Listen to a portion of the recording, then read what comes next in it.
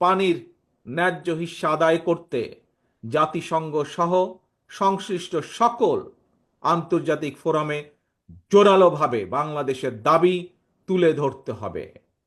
একই সাথে প্রতিবেশী দেশের সাথেও আমাদেরকে কূটনৈতিক কাজ করতে হবে, কূটনৈতিকভাবে আলোচনা শুরু করতে হবে। আবার আন্তর্জাতিক উদ্যোগের অংশ হিসাবে আর সময়ক্ষেপণ না করে অবশ্যই আমরা মনে করি বাংলাদেশকে 1992 সালের ওয়াটার কনভেনশন এবং 1997 সালের জাতিসংঘ পানি প্রবাহ কনভেনশনে স্বাক্ষর করা জরুরি হয়ে পড়েছে।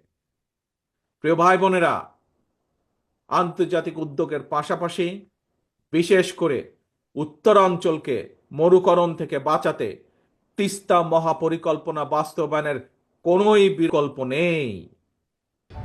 আপনারা দেখছেন প্রবাস বার্তা।